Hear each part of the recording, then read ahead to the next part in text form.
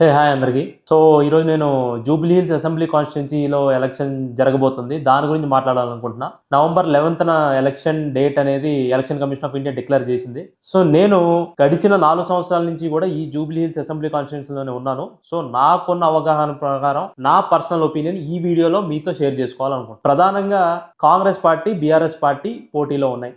BJP party ఇంకా క్యాండిడేట్ని కూడా డిక్లేర్ చేయలేదు. It is contesting in the election. First వచ్చేసి కాంగ్రెస్ పార్టీ గురించి మాట్లాడుకుందాం. అసలు కాంగ్రెస్ పార్టీ హైదరాబాద్ అభివృద్ధికి ఏమైనా చేసిందా, చేయలేదా ఈ 2 సంవత్సరాల పీరియడ్లో? ఇది ఎందుకు డిస్కస్ చేయాలంటే ఎలక్షన్ వచ్చేసి హైదరాబాద్లో జరుగుతుంది కాబట్టి హైదరాబాద్ గురించి మాత్రమే నేను మాట్లాడదలుచుకున్నాను. 6 హామీలు ఏదైతే ఉన్నాయో కాంగ్రెస్ గవర్నమెంట్ ఇంప్లిమెంట్ చేస్తుందో అది స్టేట్ వైడ్ ఇంప్లిమెంటేషన్ అనేది జరుగుతుంది. సో దాని గురించి డిస్కస్ చేయాలనుకోవట్లేదు. సో ఇప్పుడు నేను డిస్కస్ చేసేది ఏంటంటే హైదరాబాద్ నగరానికి కాంగ్రెస్ గవర్నమెంట్ చేసిందా, చేయలేదా అని. నా బ్రదర్ అంటున్నాడు హైదరాబాద్లో కాంగ్రెస్ గవర్నమెంట్ చాలా మంది బిల్డింగ్లు కూల్చేసింది అని చెప్తున్నాడు. సో అట్లా కూల్చేసింది అనే స్టేట్మెంట్ కన్నా అసలు హైడ్రా అంటే ఏంటి, దానివల్ల మంచి జరిగిందా, చెడు జరిగిందా అనేది ఈ వీడియోలో కొంచెం నేను చెప్తా. అసలు హైడ్రా అంటే ఏంటి? అదొక వ్యవస్థ. Hyderabad disaster response and asset protection agency. అంటే ఎక్కడైనా సరే డిజాస్టర్ జరిగితే హైదరాబాద్ నగరంలో ఇమ్మీడియట్ గా రెస్పాండ్ అవ్వడానికి అదొక టీం. 2 asset protection agency. అంటే మహానగరంగా ఎదిగిపోతున్న హైదరాబాద్ లో ఎక్కడైతే ల్యాండ్స్ ఏవైతే ఉన్నాయో కమర్షియల్ ల్యాండ్స్ కానీ, రెసిడెన్షియల్ ల్యాండ్స్ కానీ గవర్నమెంట్ ల్యాండ్స్ ని ఆక్యుపై చేసేసి రెసిడెన్షియల్ బిల్డర్స్ ఏం చేస్తున్నారంటే రెసిడెన్షియల్ ప్లాట్స్ వేసేస్తున్నారు, కమర్షియల్ ప్లాట్స్ వేసేస్తున్నారు. సో గవర్నమెంట్ ల్యాండ్స్ కబ్జాకు గురవుతున్నాయి. పార్కులు అనుకోండి, ఏదైనా సరే ఎక్కడైతే కబ్జాకు గురవుతున్నాయి ఈ అన్ని ల్యాండ్స్ ని కూడా ఎంక్రోచ్మెంట్ అంటే గవర్నమెంట్ కి తీసుకొచ్చి తిరిగి అప్పచెప్తారు తప్పు చేసిన చోట్లన్నీ కూడా. ఎగ్జాంపుల్ చూసుకుంటే ఇక్కడ జూబ్లీ హిల్స్ కాన్స్టిట్యున్సీలోనే మనం కన్సిడర్ చేసుకుంటే పెద్దమ్మ గుడి దగ్గర రోడ్ నెంబర్ 41 దగ్గర ఒక 2 ఎకరాలు ఆల్మోస్ట్ ఒక 2 ఎకరాల ల్యాండ్ ని తీసుకొచ్చి గవర్నమెంట్ కి స్వాధీనం చేశారు. అది ఇప్పుడు పార్క్ కింద ఉంది. ఆల్మోస్ట్ ఎకరం ఒక 100 కోట్లు ఉంటుంది, అమ్మేసుకోవచ్చు. కానీ కాంగ్రెస్ గవర్నమెంట్ అమ్ముకోవడం అయితే చేయలేదు. ఈ 2 ఎకరాలు కూడా తీసుకొచ్చి గవర్నమెంట్ కి హ్యాండిల్ చేసేసింది. ఈ హైడ్రా అనే వ్యవస్థ ఏదైతే ఉందో, హైడ్రా అనే వ్యవస్థ వల్ల ఒకళ్ళు లాభపడ్డారు, ఒకళ్ళు నష్టపోయారు.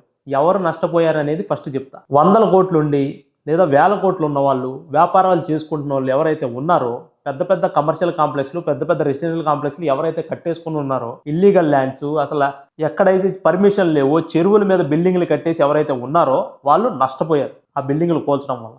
ఎవరు లాభపడ్డారని చెప్పేదానికన్నా ముందు హైదరాబాద్లో అతిపెద్ద సమస్య ఏంటంటే చిన్నపాటి వర్షం పడినా కూడా ఇళ్లల్లోకి వాటర్ వెళ్ళిపోతూ ఉంటుంది. చిన్నపాటి వర్షం, పెద్ద వర్షం కూడా అవసరం లేదు, చిన్నపాటి వర్షం పడినా కూడా కరెంట్ అంతరాయం, వైర్లు పడిపోతాయి, ఫ్లెక్సీలు పడిపోతాయి, లేదంటే ఆ వాటర్ అనేది ఇళ్లలోకి వెళ్ళిపోతుంది. దీనికి ప్రాబ్లం ఇప్పుడు ఈ వాటర్ సమస్య ఇప్పుడుది కాదు, గత కాంగ్రెస్ గవర్నమెంట్లోనూ ఉంది, గత బీఆర్ఎస్ గవర్నమెంట్లో కూడా ఉంది. కానీ దీనికి సొల్యూషన్ ఏంటి?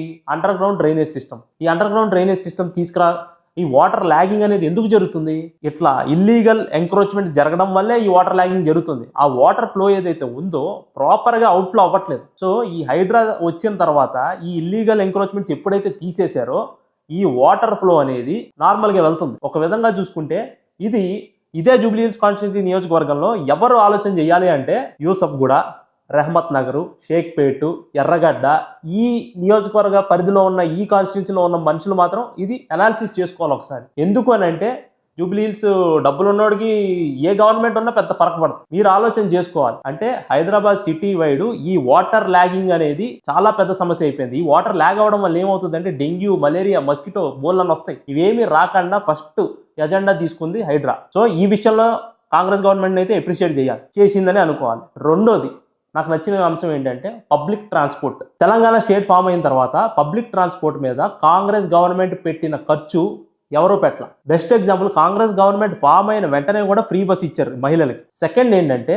రీసెంట్ గా ఎల్ఎన్టీ కంపెనీ మేము మెట్రో నడపలేకపోతున్నాం రా బాబు, మాకు బోల్డ్ అప్పులు వచ్చేస్తున్నారా బాబు అని చెప్తే ఎల్ఎన్టీ కంపెనీ ఇప్పుడే కాదు కోవిడ్ నుంచి కూడా మెట్రో నష్టాల్లోనే ఉన్నాం అని చెప్పుకుని వచ్చారు. అదొక పీపీఓ మోడల్లో వెళ్ళింది ఇంతకాలం. బట్ ఏ పబ్లిక్ ట్రాన్స్పోర్ట్ ఆగకూడదని తెలిసి ఇప్పుడు టోటల్ ఆ మెట్రో సంస్థ ఏదైతే ఉందో దాన్ని గవర్నమెంటే హ్యాండిల్ చేసింది. గవర్నమెంట్ ఒకవేళ టేక్ ఓవర్ చేయకుండా ఉండుంటే మెట్రో ఆగిపోయి ఉండేది. బట్ మెట్రో ఆగనీయకుండా గవర్నమెంట్ టేక్ ఓవర్ చేసుకోవడం వల్ల ఇవాళ పబ్లిక్ ట్రాన్స్పోర్ట్ లో దాదాపు ఒక 2,000 కోట్ల రూపాయల వరకు వీళ్ళకి ఎల్ఎన్టీ అనే సంస్థకి ఇస్తూ దాదాపు ఇయర్లీ ఒక 13,000 కోట్ల రూపాయలు భారం కూడా పడుతుంది రవాణా వ్యవస్థ మీద. అయినా కూడా తగ్గకుండా రవాణా వ్యవస్థ మీద వీళ్ళైతే ఖర్చు అయితే పెట్టారు. హైదరాబాద్ విషయానికి వస్తే ఇంకా మూడో డెవలప్మెంట్ నాకు నచ్చింది ఏంటంటే ఫ్యూచర్ సిటీ ఏంటంటే ఇప్పుడు ఈ శ్రీశైలం హైవే ఏదైతే ఉందో అక్కడ ఒక 40 కిలోమీటర్ ఇండస్ట్రియల్ స్ట్రెచ్ అయిపోతున్నారు. ఈ 40 కిలోమీటర్ ఇండస్ట్రియల్ స్ట్రెచ్ లో ఆల్మోస్ట్ చాలా ఫ్యాక్టరీస్ రాబోతున్నాయి. ఏమేమి ఫ్యాక్టరీస్ అవి? ఫార్మాసిటికల్ ఫ్యాక్టరీస్, ఏఐ, ఐటీకి సంబంధించిన ఫ్యాక్టరీస్, తర్వాత సోలార్, ఎకో గ్రీన్ ఎనర్జీకి సంబంధించిన ఫ్యాక్టరీస్. వీటికి ఈ Srisailam highway 40 kilometre stretch, Ratan Tata road అంటారు దీన్ని, 40 కిలోమీటర్ స్ట్రెచ్ హైవే రాబోతుంది. ఇక్కడ ఇండస్ట్రియల్ కారిడార్ రాబోతుంది. ఈ ఇండస్ట్రియల్ కారిడార్ వల్ల దాదాపు 2035, 2040 నాటికి 5 లక్షల మందికి ఉద్యోగాలు తేవాలనే ఒక టార్గెట్తో స్టార్ట్ చేసిన వెంచర్ ఇది. కాంగ్రెస్ పార్టీ ఇదొక మంచి చేసిందనే చెప్పాలి. అంటే ఈ 2 ఇయర్ పరిధిలోనే తీసుకొచ్చింది. 4,600 కోట్లు, ఆల్మోస్ట్ 4,600 కోట్లు వర్క్స్ శాంక్షన్ చేసింది రిత్విక్ ఇన్ఫ్రా అనే కంపెనీకి. అది ఆల్మోస్ట్ అయిపోయింది. ఇది కాంగ్రెస్ పార్టీ చేసిన మంచి. ఇది మూడోది. అసలు కాంగ్రెస్ పార్టీకి హైదరాబాద్ని డెవలప్ చేయాల్సిన నెసెసిటీ ఉందా అని అనుకుందాం కొంచెంసేపు. ఎందుకనంటే స్వార్థంగా ఆలోచించుకుంటే హైదరాబాద్ మున్సిపల్ కార్పొరేషన్లో మొత్తం 24 నియోజకవర్గాలు ఉన్నాయి. ఈ 24 నియోజకవర్గాల్లో 2023 సంవత్సరంలో జరిగిన ఎలక్షన్లో ఒక్క కాన్స్టిట్యున్సీ కూడా కాంగ్రెస్ పార్టీ గెలవలేదు. ఏదర్ బీఆర్ఎస్ గెలిచింది, లేదా ఎంఐఎం గెలిచింది, లేదా బీజేపీ గెలిచింది, కానీ కాంగ్రెస్ పార్టీ గెలవలేదు. అయినా కూడా ఎక్కడ ఈ హైదరాబాద్ సిటీకి డెవలప్మెంట్ వర్క్స్ అయితే ఆపకుండా ముందుకైతే పోయిందనేది నా ఒపీనియన్. అది మీరందరూ కూడా ఆలోచన చేసుకోవాలి. ఇంకా బీఆర్ఎస్ పార్టీ డెవలప్మెంట్ గురించి అయితే మనం ఇప్పుడు మాట్లాడాల్సిన పని లేదు. ఎందుకంటే ఎలక్షన్ వచ్చేసి జూబ్లీ హిల్స్ అసెంబ్లీ కాన్స్టిట్యున్సీ వరకు మాత్రమే కాబట్టి ఆ పరిధిలో జరగబోయే అభివృద్ధి కార్యక్రమాల గురించి మనమే మాట్లాడుకుందాం. క్యాండిడేట్ గురించి మాట్లాడుకుందాం. ఇటు కాంగ్రెస్ పార్టీ నుంచి నవీన్ యాదవ్ గారు పోటీ చేస్తున్నారు, అటు బీఆర్ఎస్ పార్టీ నుంచి మాగంటి సునీతమ్మ గారు పోటీ చేస్తున్నారు. మాగంటి సునీతమ్మ గారు మాగంటి గోపీనాథ్ గారి వైఫ్, ఆయన చనిపోవడం వల్ల బై ఎలక్షన్ వచ్చింది. ఓకే, నవీన్ యాదవ్ గారి గురించి మాట్లాడుకుందాం. నవీన్ యాదవ్ గారు అనే వ్యక్తి 2014లో ఎంఐఎం పార్టీ నుంచి టికెట్ తీసుకున్నారు. 2014లో ఎంఐఎం పార్టీ నుంచి టికెట్ తీసుకుని ఆయన ఓడిపోయారు. మళ్ళీ 2018లో ఇండిపెండెంట్ క్యాండిడేట్ గా కంటెస్ట్ చేశారు. ఎంఐఎం పార్టీ టికెట్ ఇవ్వలేదని చెప్పి ఆయన ఓడిపోయారు. 18,000 ఓట్లో ఎంత వచ్చినాయి, ఆయన ఓడిపోయారు. అగైన్ ఇన్ బిట్వీన్ కార్పొరేటర్ గా కూడా ఒకసారి కంటెస్ట్ చేశారు, ఆయన ఓడిపోయారు. Again almost 2 times 3 to 4 times ఆయన కంటెస్ట్ చేసి ఓటమి చెందారు. ఒకటే కాన్స్టిట్యున్సీ జూబ్లీ హిల్స్ కాన్స్టిట్యున్సీలోనే ఆయన పోటీ చేశారు. జూబ్లీ హిల్స్ కాన్స్టిట్యున్సీలోనే ఆయన ఉన్నాడు. అండ్ లాస్ట్ ఎలక్షన్స్ లో కూడా ఆయనకి టికెట్ ఇవ్వలేదని చెప్పి ఇండిపెండెంట్ గా పోటీ చేద్దామని అనుకుంటే అప్పుడు సీఎం కాదు, ఆయన పీసీసీ చీఫ్. ఆయన పీసీసీ చీఫ్ చెప్పిన మాట వల్ల ఆయన ఇండిపెండెంట్ గా పోటీ చేయకుండా కాంగ్రెస్ పార్టీకి మద్దతు ఇచ్చారు. అజారుద్దీన్ గారికి, ఎవరు ముస్లిం మైనార్టీ ఎవరైతే ఉన్నారో అజారుద్దీన్ గారికి మద్దతు ఇచ్చి వెళ్ళారు. సో ఈ నవీన్ యాదవ్ గారు నవ యువ నిర్మాణ్ అనే ఒక వ్యవస్థను స్థాపించి దాని ద్వారా పబ్లిక్ సర్వీస్ చేసుకుంటూ వచ్చారు ఈ 10 సంవత్సరాల పాటు కూడా. అంటే వాళ్ళు పదవిలో ఉన్నా, పదవిలో లేకపోయినా, గెలిచినా, ఓడిపోయినా సరే ఈ సర్వీస్ అయితే ఎక్కడ ఆపలేదు. ఈ సర్వీస్ లో ఏంటంటే వివాహాలు చేయించడం కానీ, లేదంటే డిఎస్సి కానీ, కానిస్టేబుల్ పరీక్షల్లో కానీ చదువుకుంటున్న వాళ్ళకి డబ్బులు ఇవ్వడం కానీ, ఆర్థిక సాయం చేయడం కానీ, ఇలా అనేక కార్యక్రమాలు చేయించారు. సో ఈయన పబ్లిక్ రిప్రజెంటేటివ్ కాదు, అంటే ఎలక్టెడ్ రిప్రజెంటేటివ్ కాదు, అయినా కూడా పబ్లిక్ లో ఉండి సర్వీస్ అయితే చేశారు. ఈ 10 సంవత్సరాల పాటు సర్వీస్ చేశారు, కానీ ఎలక్షన్కి వెళ్ళినా ఓడిపోయారు. నెక్స్ట్, ఇప్పుడు ఇంత ఫాస్ట్ గా అభివృద్ధి జరుగుతున్నప్పుడు హైదరాబాద్ సిటీలో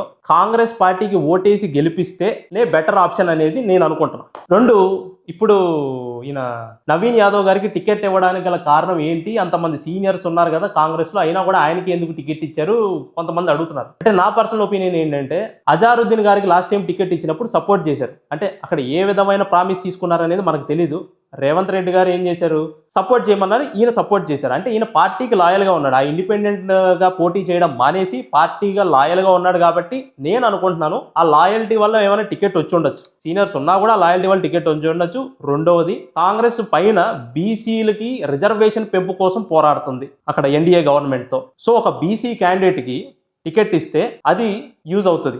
ఏమని సిగ్నల్ ఇస్తుంది? మేము బీసీకి సపోర్ట్ గా ఉన్నాము, బీసీలకి పార్టీ ఇది కాంగ్రెస్ పార్టీ అని ఒక మెసేజ్ పంపించడానికి ఒక బీసీ నాయకుడికి టికెట్ ఇచ్చిందని అనుకుంటున్నా. ముస్లింలు ఎవరైతే జూబ్లీ హిల్స్ లో ముస్లిం పీపుల్ ఎవరైతే ఎక్కువ మంది ఉన్నారో అజారుద్దీన్ గారికి ఎమ్మెల్సీ టికెట్ ఇచ్చింది. కొంచెం 1-2 నిమిషాలు ఇది ఎలక్షన్ స్టంట్ అని అనుకున్నా సరే, అనుకుందాం కొంచెంసేపు, ఏది ఎలక్షన్ స్టంట్ కింద అజారుద్దీన్ గారికి ఎమ్మెల్సీ టికెట్ ఇచ్చారు, అలాగే నవీన్ యాదవ్ గారికి ఎమ్మెల్యే టికెట్ ఇచ్చారు. అలా అనుకుంటే మరి 2023లో అక్కడ విష్ణువర్ధన్ రెడ్డి గారిని కాదని, రేవంత్ రెడ్డి గారి సామాజిక వర్గానికి చెందిన వ్యక్తిని కాదని మరి అజారుద్దీన్ గారికి టికెట్ ఎందుకు ఇచ్చారు? ముస్లింలకి ఇచ్చారు అని అంటే కాంగ్రెస్ పార్టీ ముస్లింలకు అండగా ఉందనే ఒక మెసేజ్ని పంపించడానికే ఇచ్చారు కదా. ఆ రోజులో విష్ణువర్ధన్ రెడ్డి గారు ఏమి నార్మల్ నాయకుడు కాదు, పీజేఆర్ గారి కొడుకు, పీజేఆర్ గారు మహానాయకుడు, ఆయన కొడుకు అయిన విష్ణువర్ధన్ రెడ్డి గారిని కాదని మరీ చెప్పి అజారుద్దీన్ గారికి ఇచ్చారని అంటే ఒక మెసేజ్ ఇచ్చారు, కాంగ్రెస్ పార్టీ ముస్లింలకు అండగా ఉంటుందని చెప్పి ఇచ్చారు. ఇప్పుడు నవీన్ యాదవ్ గారు కాన్స్టిట్యున్సీలో ఎమ్మెల్యే క్యాండిడేట్ కింద డిక్లేర్ చేశారు. ఒక అటుపక్కన చూసుకుంటే బీఆర్ఎస్ పార్టీ నుంచి మాగంటి సునీతమ్మ గారు డిక్లేర్ చేశారు క్యాండిడేట్ కింద. ఎవరికి ఓటు వేయాలి? వాళ్ళు సింపతి ఫ్యాక్టర్ మీద, నిజంగా సింపతి ఫ్యాక్టర్ మీద చూసుకుని ఓటు వేసుకుంటారా లేదంటే అభివృద్ధి చూసి ఓటు వేసుకుంటారా అని చెప్పి కాంగ్రెస్ పార్టీ అని అడుగుతుంది. సింపతి ఫ్యాక్టర్ కనుక చూసుకుంటే గింపతీలు వర్కౌట్ అయ్యే పని కాదు. ఎవరైతే డెవలప్మెంట్ చేస్తారని మీరు భావిస్తారో వాళ్ళకు మాత్రమే ఓటు వేయండి. ఇప్పుడు ఒకవేళ బీఆర్ఎస్ పార్టీ ఎమ్మెల్యే క్యాండిడేట్ కనుక గెలిస్తే ఈ 3 సంవత్సరాలు ఏ విధంగా డెవలప్ చేస్తారనేది చెప్పాలి. కేంద్రంలో బీఆర్ఎస్ పార్టీ లేదు, రాష్ట్రంలో బీఆర్ఎస్ పార్టీ లేదు. ఈ కాన్స్టిట్యున్సీలో బీఆర్ఎస్ పార్టీ గెలిచినందుకు ఏ విధమైన అభివృద్ధి మీరు చేస్తారనేది చెప్పాలి. అంటే చెప్పి మీకు నమ్మకం కలిగితే బీఆర్ఎస్ పార్టీకి ఓటు వేయండి. కాంగ్రెస్ పార్టీ క్యాండిడేట్ ఏం చెప్తున్నారంటే అభివృద్ధి చూసి ఓటు వేయండి అని చెప్తున్నారు. బీఆర్ఎస్ పార్టీ సింపతి ఫ్యాక్టర్ మీద ముందుకెళ్తున్నట్టు నాకు అనిపించింది. సింపతి ఫ్యాక్టర్ మీద వెళ్తే ఓటు వేయకూడదా అని అంటే ఓటు వేయొచ్చు, బట్ ఎప్పుడు అని అంటే ఈ 15 సంవత్సరాల పాటు అవకాశం ఇచ్చినందుకు చేసిన అభివృద్ధిని చూపించి ఇంకో 3 సంవత్సరాల పాటు మీరు నాకు ఓటు గెలిపిస్తే నేను అభివృద్ధి చేస్తాను. ఏ విధంగా అభివృద్ధి చేస్తానో కూడా చెప్పాలి. ఎందుకనంటే కేంద్ర ప్రభుత్వంలో బీఆర్ఎస్ పార్టీ లేదు, రాష్ట్ర ప్రభుత్వంలో కూడా బీఆర్ఎస్ పార్టీ లేదు. సో ఏ విధమైన డెవలప్మెంట్ పనులు చేస్తారు అనేది చెప్పాలి పాయింట్. అది చెప్పి మీకు నమ్మకం కలిగితే అది ఓటేయండి. ఇంకా కాంగ్రెస్ పార్టీ వచ్చేసి రాష్ట్రంలో కాంగ్రెస్ పార్టీ అధికారంలోనే ఉంది. అసలు గట్టిగా మాట్లాడాలంటే సింపతి ఫ్యాక్టర్ వాడుకోవాల్సింది ఎవరంటే కాంగ్రెస్ పార్టీనే, బీఆర్ఎస్ పార్టీ కూడా కాదు. ఎందుకంటే 3 సార్లు పోటీ చేశారు, ఓటమి చెందారు. అయినా కూడా జూబ్లీహిల్స్ కాన్స్టిట్యున్సీలో జనాలతోనే ఉన్నారు, ఎక్కడికి వెళ్ళలేదు, సర్వీస్ చేసుకుంటానే ఉన్నారు. సింపతి ఎవరికి చూపించాలనేది మీరు ప్రజలు డిసైడ్ అవ్వాలి. ఇక్కడ రెండో సింపతి ఎక్కడ వాడుకోవచ్చు కాంగ్రెస్ పార్టీ? 24 నియోజకవర్గాల్లో తెలంగాణ రాష్ట్రం ఇచ్చిన కాంగ్రెస్ పార్టీలు హైదరాబాద్ మహానగరంలో ఒక్క నియోజకవర్గం కూడా గెలిపిలేదు 2023 ఎలక్షన్ అప్పుడు. అయినా కూడా హైదరాబాద్ నగరానికి ఈ విధమైన అభివృద్ధి కార్యక్రమాలు చేసుకుంటూ ముందుకెళ్తున్నారు. సో సింపతి మీరు ఎవరి మీద చూపించాలి? కాంగ్రెస్ పార్టీ మీద చూపించాలా లేదంటే వేరే వాళ్ళ మీద చూపించాలా అనే ఒక ఎజెండాతో కూడా కాంగ్రెస్ పార్టీ ముందుకెళ్ళొచ్చు. కానీ ఎక్కడా కూడా కాంగ్రెస్ పార్టీ ఇది యూజ్ చేసినట్టు కనబడాల. కాంగ్రెస్ పార్టీ మేము అధికారంలో ఉన్నాము, మేము అభివృద్ధి చేస్తాము, మాకు ఓటేసి అవకాశం ఇవ్వండి అని చెప్పి అడుగుతుంది. సింపతి ఫ్యాక్టర్ వాడట్లా. మీరు సింపతి ఫ్యాక్టర్ వాడుతున్నారు. ఎవరి మీద అయితే మీకు నమ్మకం కలిగి ఎవరైతే చేస్తారు, జనాల్లో నిత్యం అందుబాటులో ఉంటారు అని అనిపించిందో వాళ్ళకేంది. ఇంకోటి, ఒకవేళ బీఆర్ఎస్ పార్టీ ఈ 10 సంవత్సరాల పాటు ఈయన ప్రజల్లో ఉన్నాడు కాబట్టి ఈ ప్రజా సమస్యలు ఏంటనేది ఈయనకి తెలుసు, ఈయన ఒక అవగాహన ఉంది. రేపటి రోజున గెలిచిన తర్వాత, ఒకవేళ బీఆర్ఎస్ పార్టీ గెలిచిన తర్వాత మేము కొత్తగా వచ్చాము, ఈ 3 సంవత్సరాలు సమస్యలు ఏంటో తెలుసుకున్నాము, ఇంకొకసారి అవకాశం ఇవ్వండి, నెక్స్ట్ టైం చేస్తాను అనే మాట అటు నుంచి రాకూడదు. మరి అటు నుంచి వస్తే మరి ఓటు వేసినందుకు ఓటు వృధా అవుతుంది. అదే ఇక్కడ ఆల్రెడీ 10 సంవత్సరాలు ఉన్నారు కాబట్టి ఆ అవగాహన ఉంది, ఓటు వేయొచ్చు అనేది నా పర్సనల్ ఒపీనియన్. ఈ రెండు కూడా అనాలిసిస్ చేసుకుని మీరు ఎవరికి వేస్తే బాగుంటుంది అని చెప్పి మీరే డిసైడ్ చేసుకోండి. వీడియో నచ్చితే సబ్స్క్రైబ్ చేసుకోండి.